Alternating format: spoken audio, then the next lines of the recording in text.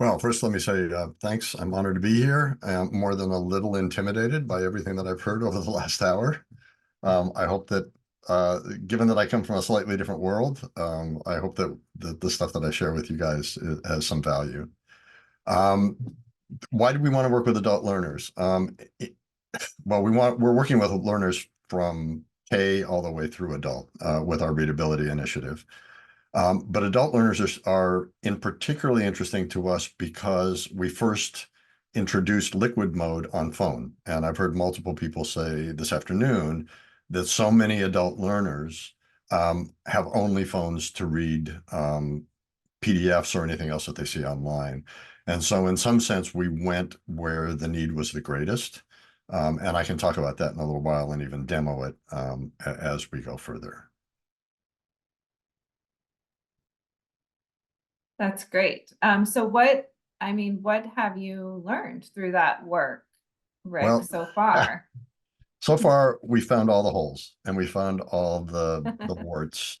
And that's Wow. really that's the whole reason that you go outside the building. In fact, one of the watchwords of software development is get out of the building, because so much software gets developed in rooms with whiteboards, and we all take it, for granted what our users are going to use with it, with our what do with our tools, and then we find out that they're being used completely differently. I mean, um, I think William Gibson, the the science fiction writer, said, the street ultimately finds its use for technology, and we never know where we're going to fall down and where we're going to see success and how people are really going to use us.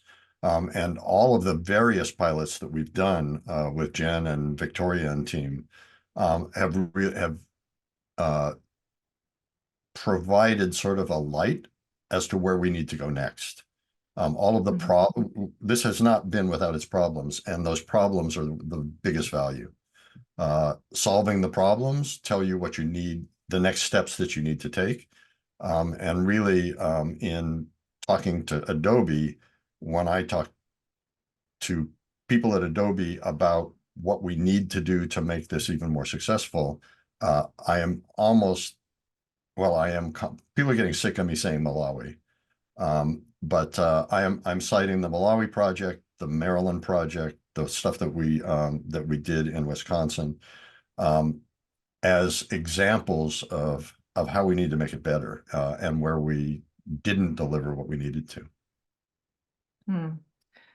So, Rick, there's something very insightful. I actually was one of the teachers who piloted liquid mode in Yes, you my were. classroom, right? And there was something very insightful to me that my colleague Victoria Neff initially shared with me, but I know it came from you, and it's around the evolution of reading. Can you talk a little bit about what you've shared with us in that regard? Oh, let me share my screen to do that one. Okay. Let's see if I can do this right.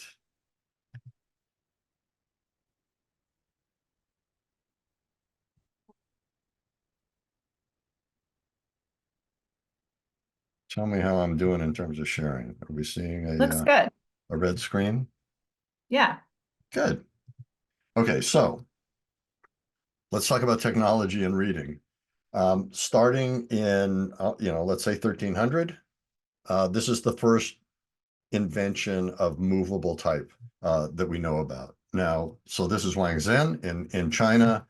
150 years later, along comes Gutenberg, and gets credit for the whole thing because we always look at things with a Western eye. Nevertheless, here is the first page of the Gutenberg Bible, and this is technology changing the way people read. In fact, what Gutenberg did was democratize book ownership, which meant that people now could have a Bible in their house as opposed to going to the church and having the priest read it to them. And this became, and the publishing industry grew from this. And we all now have books in our houses, which was something that didn't happen 800 years ago. But it stuck everybody with a one size fits all. And I've heard the word inclusivity, accessibility, equity, all through people's presentations today. Readability Matters came to Adobe in 2017, and showed us a bunch of really compelling research that said that people all see text differently, and that if we can actually customize a document to the way people see, if some people see better in different fonts, some people work better at different sizes, at different spacing between the lines or the character spacing, that now the next big technology change, we think, is this ability to change the way a document presents itself to each of us individually. So let's go back to Gutenberg. And even if we could read Latin, or if I could read Latin, I can't even pull these characters apart. But now that we're reading electronically, we have control over the text. So we can make it bigger, we can add more space, or we can even change the font altogether.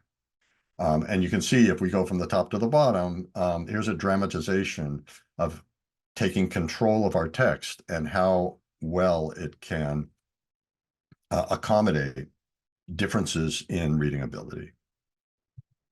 And Jen alluded to liquid mode. I'll show you very quickly what liquid mode does in Acrobat. It's free. You can get it at the same place you get all your apps. It's for it's for handheld devices at the moment. So here's that PDF that Jen was talking about, pinching and zooming to try and get her way through a few minutes ago. And usually people pinch and zoom for about 30 seconds and then say, forget it, I'll wait till I get to my desktop. But if I don't have a desktop to get to, I'm still pinching and zooming. Here's liquid mode in action. I hit that and it reflows the document down the the screen. And if I want to customize it, I can go to the reading settings and actually hit, excuse me a sec, hit spacing and size and customize it to the way that works better.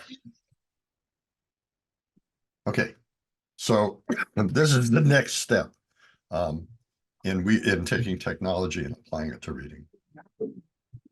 That's amazing. Actually, I just feel compelled to share a little anecdote from my experience field testing liquid mode, which was that one of my students would get PDFs via email from her child's school. And once she had Adobe Acrobat on her phone, those started automatically opening in Adobe. And once she knew how to use liquid mode, she felt a lot more confident reading those in the car. She was also reading her commercial driver's license manual on her phone. So just really incredible to see what she could do once she really knew how to leverage the technology to her advantage. So thank you, Rick, for sharing that. So interesting. I have another, we would be remiss if we didn't talk about AI at some point. And I think something that's really interesting is that obviously you're immersed in the world of technologists constantly. And one of our things that we try to do in adult education and workforce development is be upskilling and reskilling the workforce and really build digital resilience amongst learners so that when new technologies come out, when generative AI is the hot new thing, they can navigate those changes. I was wondering kind of what advice you have from your years navigating changing technology. What advice do you have for people in the workforce or even educators who are trying to figure out how to grab hold of this ever-changing landscape? Well, I'm probably senior to just about everybody here, so I'm speaking as the old guy. But The nothing guest that I've, expert, Rick, guest expert. there you go. Yeah, the wise old man. As far as I don't think that the jobs that I've held in the last 30 years existed when I graduated from college. And to your point about AI, the job prompt engineer, or the job category prompt engineering, didn't exist 1 year ago. So think about how fast technology is changing. It's only going to accelerate. And I think that it's incumbent on us teaching all of our learners, whether they're adult or kids, you got to learn how to learn, and you've got to learn how to reskill, and nobody's job is going to stay the same. Maybe I don't know that we're gonna touch anything. Maybe some very basic jobs will stay somewhat the same, but even taxi drivers are being replaced by Uber drivers and ultimately by self-driving cars. Technology is just going to run at a faster and faster pace, and we have to adapt. And I think the only ways to do that is to teach adaptation. And at the core of it is we need to learn how to learn. And even if I look at some of the most advanced technologists at Adobe or other companies I've worked at, they are constantly reskilling. Mhm. The programming languages that people graduate college with their CS degrees are not the programming languages that they're programming in 5 years later. So it's really it's becoming so much more incumbent on all of us to remain flexible and to be able to sort of teach ourselves and to take advantage of things like the online learning that so many people have talked about this afternoon. Uh, Yeah. that'll keep us all employed. Preston just called out something you said that I think is so crucial, learning how to learn. And I think if we all in adult education were focused on supporting learners in finding that path of how to learn and how to acquire skills themselves in a self-directed way, I think they would be very well equipped to navigate those changes. Yeah, I mean, Okay. Yeah, go ahead, Bert. I would just use an example. I talked to so many younger younger adults who have decided they want to reskill and they decided, okay, I'm going to learn HTML. I think the opportunity there is not to teach them HTML, but to learn how to learn a programming language because they're going to be moving from HTML to something else very quickly. Mhm. And so that the need again is to take anytime we're teaching a skill, we should be teaching how to learn the skill as much as we're teaching the skill itself.